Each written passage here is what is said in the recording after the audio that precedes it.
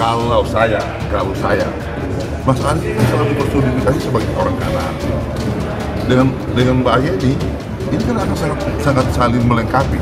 Kalau menurut saya, jadi cocok juga. tapi kan kalau saya bukan penentu kewenangan itu, penentu di situ, jadi kemudian ini kita serahkan kepada Mas Anies untuk menjadi. Nah, nanti Mas Anies akan pasti berbuat secara etika dan adab. Dia pasti akan berkonsultasi dong kepada partai koalisi. Lu memilih si ini apa perkembangannya? Terima kasih atas kepercayaan yang telah diberikan, juga kemudian bahwa saya dianggap punya kompetensi untuk bisa bersanding dengan para calon-calon presiden. Dan tentunya politik di Indonesia ini kan tidak statis, masih sangat dinamis sekali. Sampai batas pendaftaran pun bisa berubah sewaktu-waktu. Jadi kita masih mensikapi ini semua seperti ada lain, karena sosok hari ini yang menjadi taruhan, yang menjadi ajang demokrasi yang baik itu adalah perempuan dengan perempuan. Artinya kalau Anies Baswedan punya wakilnya adalah Bu Hovifah atau perempuan, maka tentu Pak Prabowo harus mempunyai wakil perempuan, yaitu Puan, begitu kan. Bisa saja ada bersaingan di situ. Karena kita itu harus membutuhkan sosok perempuan sebagai terah bahwa bangsa kita itu tidak hanya seorang pria dan laki-laki. Kira-kira seperti itu.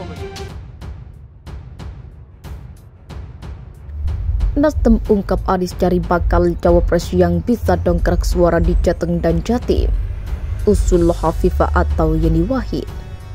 Ketua DPP Badan Pemenangan Pemilu Partai Nasdem Effendi Khairi mengungkapkan bakal calon presiden dari Koalisi Perubahan untuk Persatuan, Anies Baswedan, mencari sosok bakal calon wakil presiden yang bisa mendongkrak suara di wilayah Jawa Tengah dan Jawa Timur.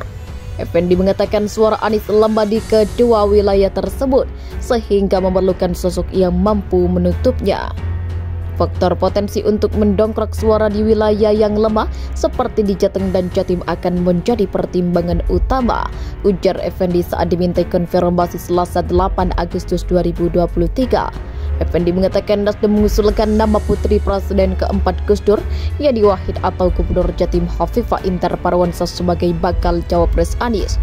Namun pilihan Nasdem itu baru bersifat usulan. Effendi menyerahkan sebuah keputusan kepada Anies. Ujungnya terserah Mas Anies. Itu kan usulan, katanya.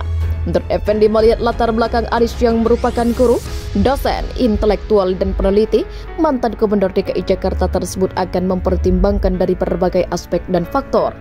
Effendi juga meyakini Anies tidak akan sembrono dan asal-asalan dalam menentukan bakal cawapres yang akan mendampinginya di pemilihan presiden 2024. Faktor internal, eksternal, dan momentum tidak akan gerusa-gerusu, sembrono, dan asal-asalan. Begitu juga dalam hal menentukan cawapresnya, pasti tidak ingin salah pilih, ujar Effendi. Anies Baswedan membocorkan 3 kriteria sosok bakal cawapres yang akan mendampinginya dalam Pilpres 2024. Ia mengungkapkan sosok pendampingnya harus memiliki sifat konsisten, membela rakyat kecil. Kedua, membela tata kelola yang benar. Ketiga, membela pada prioritas yang menghadirkan keadilan konsisten di bawah.